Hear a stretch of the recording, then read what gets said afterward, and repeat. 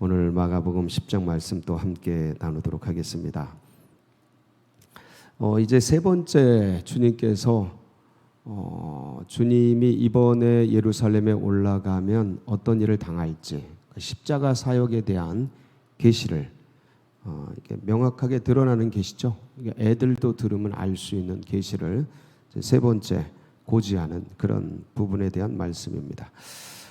근데 이제 제자들이 좌우편에 앉겠다고 난리죠.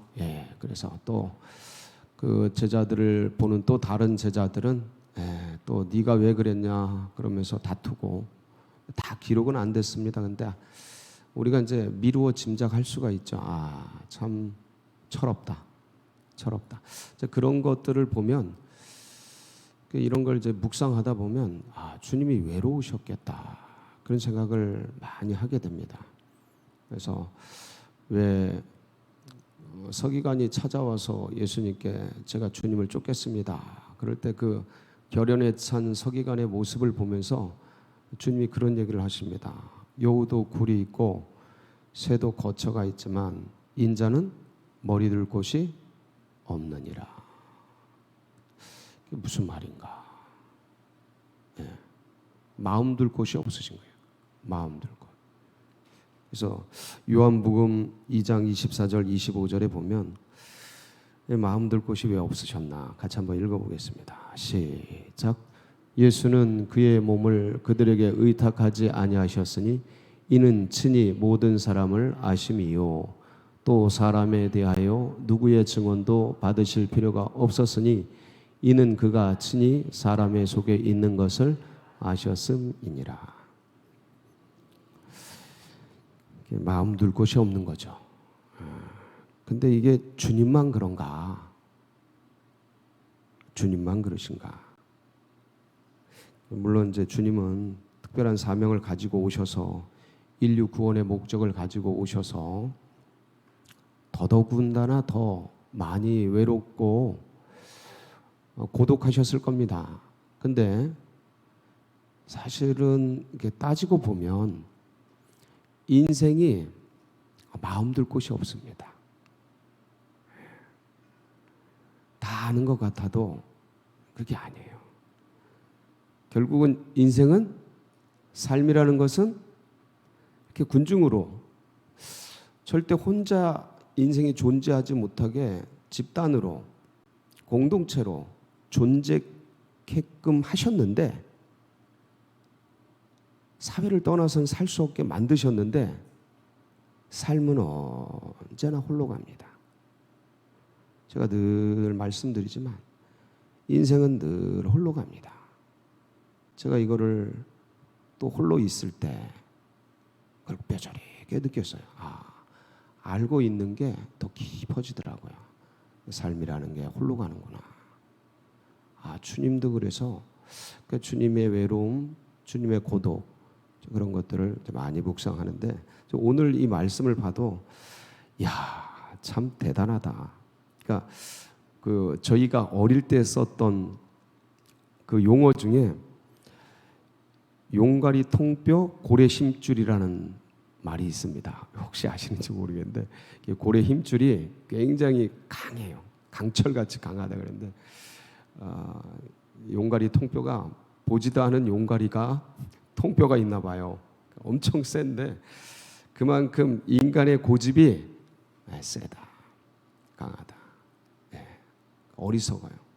이 말씀을 이제 보면서 제가 청년 때 우리 전도사님 따라서 낚시하러 갔었던데 대나무 낚시, 망둥어 낚시를 했는데 낚시를 해서 이렇게 끌어올렸는데 망둥어가 잡힌 거예요. 근데 막 몸부림을 치다가 끌어올려져 가지고 입이 다 찢어진 거예요.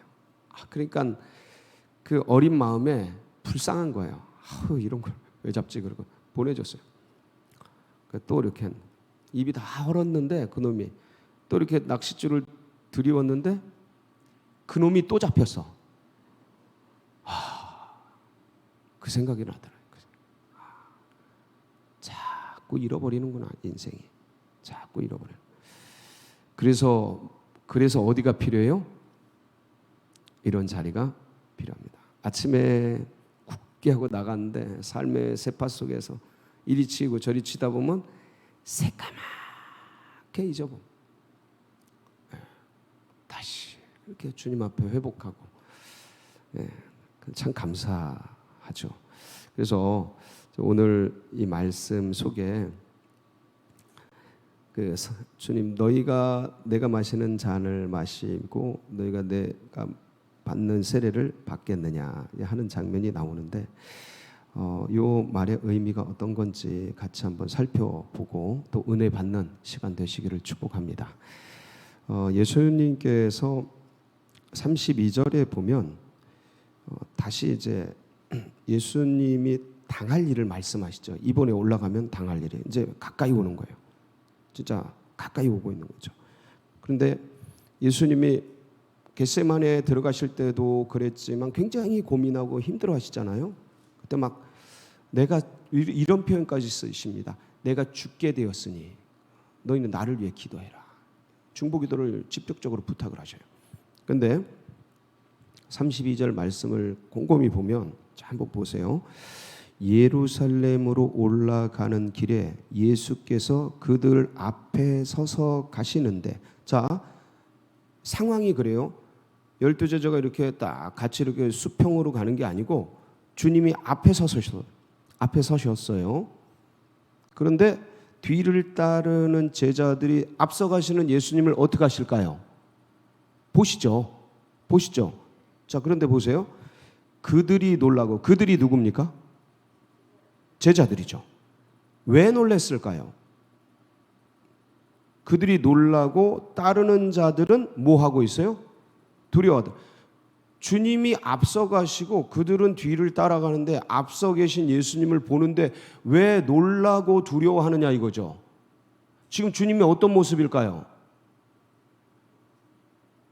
그런 게 보여야 되죠. 그런 게 너무너무 괴로운 것이죠. 겟세마네 같은 모습인 거예요. 겟세마네 같은 모습. 그게 이제 이게 등골이 오싹한 거죠. 이 주님도 인간이시니까 죽음의 잔을 마셔야 되니까 이 고난의 세례를 그러니까 이제 오는데 이게 막 온몸으로 이제 느껴지는, 그러니까 주님이 겟세마네에서 그걸 이겨내기 위해서 땀방울이 핏방울이 되도록 기도하시지 않습니까? 그런데 그게 이제 온몸으로 오는 거예요. 그러니까 그걸 몸으로 느끼니까 얼마 이렇게 걸으시는 거죠. 그걸 보니까 이제 뒤에 제자들이 이렇게 되는 거예요. 그러면서 주님이 말씀하신 게 세 번째 예루살렘에 올라가서 당할 일들에 대해서 말씀하셨어요. 그런데 이 말씀, 이 마가의 이 성경을 이렇게 정리한 걸 보면 기가 막혀요. 이때 누가 찾아와요? 말씀 끄트머리에 그들은 농욕하며 침뱉으며 채찍질하고 죽일 것이나 그는 3일 만에 살아나리라 하시니라 하고 말씀을 고지하시고 계시하시고 십자가 사역을 말씀하시고 35절 같이 읽습니다. 시작.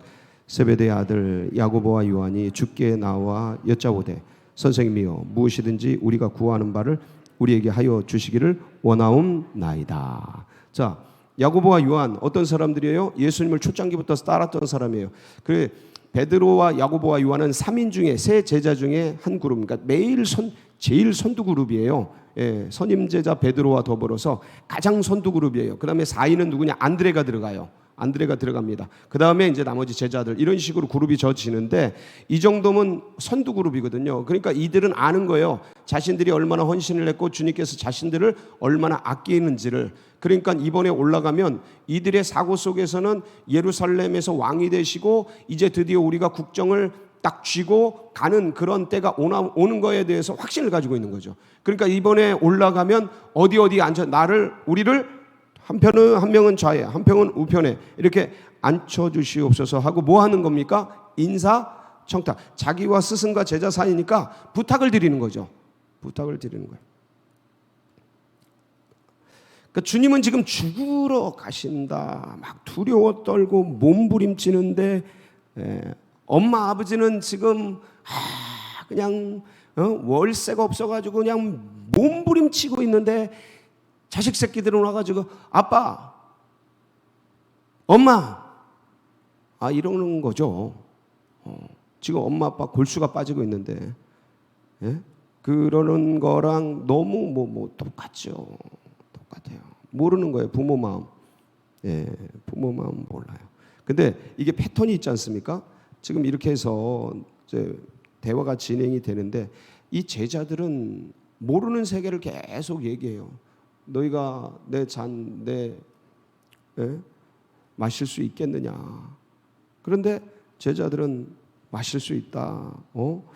그런데 모르는 대화를 막 해. 이게 패턴이 있습니다. 첫 번째 계시할 때도 마가복음 8장 31절 34절에 보면 주님이 첫 번째 계시를 하잖아요. 주는 그리스도시 살아계신 하나님의 아들이시니다 하면서 가이사라 빌립보에서 그걸 듣고 이제 첫 번째 올라가시면 이번에 뭔 일이 일어나는지에 대해서 계시를 하시잖아요. 인자가 많은 고난을 받고 장로들과 대제사장 서기관들에게 버림받아 죽임을 당하고 사흘 만에 살아나야 할 것을 비로소 처음으로 알리신 거예요. 그랬더니 드러내놓고 이 말씀을 하시니 베드로가 어떻게 예수님을 붙들고 뭐예요? 항변하고 뭐라 그래요? 예수께서 돌이키사 제자들을 보시며 원래 저 사이에 뭐가 있냐면 베드로가 그리마옵소서 그런 얘기들이 쫙 있습니다. 주님께서 꾸짖는 거예요. 그래서 베드로를 꾸짖어 이르 사탄아 내 뒤로 물러가라. 네가 하나님의 일을 생각하지 아니하고 도리어 사람 일을 생각하는도다 하시고 무리와 제자들을 불러 이르시되 누구든지 나를 따라오리거든 자기를 부인하고 자기 십자가를 지고 나를 따를 것이니. 그러니까 주님께서 이번에 일어날 일을 계시하시는데 베드로는 그러면 안 됩니다. 그리 마옵소서 그러면서 막 그 사람의 일을 생각하게 되지요. 그 두 번째 계시 속에서도 똑같은 일이 발생해요. 마가복음 9장 32절 34절인데 한번 보실까요? 시작. 그곳을 떠나 갈릴리 가운데로 지날새 예수께서 아무에게도 알리고자 아니하시니 이는 제자들을 가르치시며 또 인자가 사람들의 손에 넘겨져 죽임을 당하고 죽은 지 3일 만에 살아나리라는 것을 말씀하셨기 때문이더라. 그러나 제자들은 이 말씀을 깨닫지 못하고 묻기도 두려워하더라. 그러고 나서 요 뒤에 제자들이 누가 크냐? 쟁론하는 장면이다. 누가 크냐? 길거리에서 누가 크냐? 주님이 저런 말씀을 하시는데 이게 듣고 싶은 것만 듣잖아요. 사람들은 귓전으로 흘러가고 길 가면서 야 누가 커? 이번에 올라가면 누가 큰 거야? 자우편. 이 논쟁 속에 이 야고보와 요한이 이제 내가 제일 크다 하고 좌편과 우편을 요구한 것이죠. 근데 주님이 받으려는 이 섬김의 잔, 끝까지 섬기지 않습니까? 고난의 세례, 이것을 받겠다고 그러는데 이들이 받으려는 것은 높고 높은 보좌의 아름다운 영광이죠. 그래서 주님은 지금 정반대로 가시는 거예요. 그러니까 이 하나님의 생각과 인간의 생각이 너무나 다른 거예요. 주님의 생각과 우리들의 생각이 너무나 달라. 자, 중요한 건요. 제자들이 이래요. 제자들만 그럴까요? 우리들도 뭐가 다르겠습니까? 주님의 마음이 어떤지, 지금 영혼들을 향한 주님의 마음이 어떤지, 셀을 향한, 교회를 향한 주님의 마음이 어떤지, 이 나라 민족을 향한, 우리 가정을 향한, 이 한국을 향한, 이 세계를 향한 주님의 마음이 어떤지, 나를 바라보시는 주님의 마음이 어떤가, 그 주님의 마음을 알아야 되는데 자기 길을 가는 거죠. 내 신앙의 길을 가는 거예요. 그러니까 내 구원의 길을 가는 거예요. 이 제자들은 지금 주님의 마음과 아무 상관이 없어요. 주님이 가시려는 길과는 아무 상관이 없어요. 그러니까 주님을 열심히 따른다고 하는데 자기 길 가는 거예요.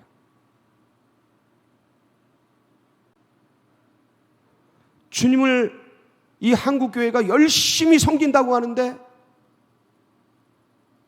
자신들의 길을 가는 거예요. 어떤 면에서는 그렇게 싫어서 나온 카톨릭의 하일라키 이런 길을 서슴없이 걷고 있어요.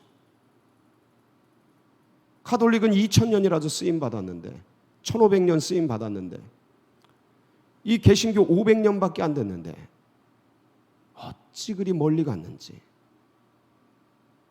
주님을 따른다고 하는데 멀리 가고 있어요. 제자들도 주님을 따른다고 하는데 주님의 생각과 너무 멀리 가 있어요. 근데 더 기적인 것은 주님이 이런 제자들을 어떻게 하셔요? 어떻게 하셔요? 버리지 않고 포기하지 않고 그들을 어떻게 하셔요? 요한복음 13장 1절 같이 봉독하겠습니다. 시작. 유월절 전에 예수께서 자기가 세상을 떠나 아버지께로 돌아가실 때가 이른 줄 아시고 세상에 있는 자기 사람들을 사랑하시되 끝까지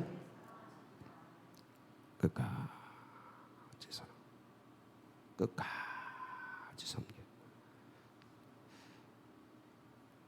우리가 어떤지를 아시는 거예요. 그러니까 이러한 모습들, 제자들의 이러한 이기적인 모습들을 주님이 다 품어주셔. 우리 어릴 때 신앙의 모습을 보면 나 잘난 맛에 사람들이 인정해 주는 맛에 신앙의 길을 가죠. 예수를 알고 주님의 마음을 알아 그 길을 갔던 게 아니고 구원 준다니까, 천국 준다니까, 평안 준다니까, 위로 준다니까, 나 좋게 해준다니까 그 길을 가죠. 여러분 그거는 어느 종교에나 다 있는 겁니다. 인간의 평안은 어느 종교에나 다 있어요. 기독교는 영과 영의 교제 속에 그분을 살아계신 분으로 영으로 누리면서 걷는 길이에요. 이건 타 종교에 없습니다. 이런 건 왜냐하면 다 죽어 있기 때문에. 거긴 사상이에요. 지적 체계예요. 가상현실이에요. 아무것도 없어요 거기는. 무. 근데 주님은 살아계신 분이에요. 그리고 말씀하시는 분이에요. 역사하시는 분이에요. 이 보이는 모든 것은 보이지 않는 그분이 오늘도 기동하며 품고 끌어가시는. 이 세상의 사람들 봐요. 죄악이 관영하고 노아 때보다 더 하잖아요. 근데 그거를 끝까지 품고 섭리해 가시는 이 기가 막히신. 그래서 우리를 이런 연약한 것을 아시는데도 불구하고 끝까지 품어주시고 섬겨주시고 이들을 끌어서 마침내 한 분 하나님 예수 그리스도를 위해서 십자가에 달려서 거꾸로 매달아 죽을 수 있을 그 믿음까지 한 걸음 한 걸음 끌어당겨서 인도에 가시는 분이 누구셔요? 우리 주님. 그래서 우리가 여기까지 왔잖아요. 우리가 여기 가잖아요. 주님이 그 섬김의 잔을 끝까지 마시죠. 그 고통의 고난의 죽음의 피의 세례를 끝까지 받아주시면서 우리를 인도해 주셔서. 그러니까 이게 다른 것으로는 안 되는 것 같아요. 이 섬김의 잔 고난의 세례를 통해서 그들을 끝까지 제자들을 섬긴 것을 나중에 제자들이, 모르던 제자들이 성령을 통해서 아니까 이게 생명 바쳐 주를 위해 끝까지 갈 에너지가 되는 거야. 이게 나를 사랑해서 나를 위해 죽어 돌아가셨다라는 이게 나중에 알아지니까, 내 부모가 나를 그렇게 섬기고 나를 도와줬다는 이게 나중에 깨달아지니까, 군대 속에서든지 아기 낳을 때든지 언제든지 그 고난 속에서 나를 키워주셨구나를 아니까 효가 나오는 거예요. 효. 끝까지 우리 부모님의 어떠한가 관계없이 부모님 눈 감을 때까지 끝까지 섬긴다. 이게 나오는 거예요. 이게 나오는 거야. 그러니까 주님의 그 나를 위해 십자가를 지시고 그 고난의 세례를 받으시고 섬김의 잔을 받으신, 내가 아무것도 모를 그 죄인 되었을 때, 이 제자들을, 특히 우리가 누가 크냐, 너 오른편 왼편 막 이러고 있을 때, 예수님이 자기 돌아가신다, 나 죽는다 이번에, 막 이런 얘기하는데, 이런 얘기하고 앉았던 자신들을 돌아보면서 얼마나 눈물을 흘렸을까요? 그게 전부 에너지가 되는 거예요. 주님을 섬기는 에너지. 그 길을 끝까지 걸어갈 에너지가 됐던 것이죠. 사랑하는 성도 여러분, 이게 주님의 사랑이에요. 주님의 섬김이죠. 주님이 받으신 세례예요. 누구 때문에요? 이게 중요해요. 누구 때문에요? 이게 느껴지고 이게 영으로 깨달아질 때 영은 철이 되는 거예요. 인격은 깊어지는 거예요. 그리고 세상에 부는 바람, 파도, 이것을 저벅저벅 걸어갈 수 있는 겁니다. 사람의 어떠함에 흔들리지 않는 겁니다. 주님이 나를 위해 섬김의 잔을, 고난의 세례를 받으셨는데 이까짓 거 툭툭 치면서 그 길을 걷는 오늘 되시기를 주의 이름으로 축복합니다. 같이 기도하시겠습니다. 참, 이게 우리의 희망이죠. 이 제자들을 이렇게까지 해주시는 이 모습을 보는 게 우리의 희망이에요. 너무 감사하고, 이게 우리의 위로고 격려가 되고, 그래서 오늘도 환난당하고 고난당하는 우리 환우들, 정말 가족들, 하나님 다시 일어나게 해주세요. 끝까지 주님 붙들게 해주세요.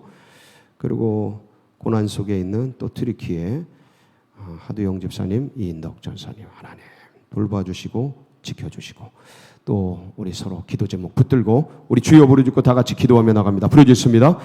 주여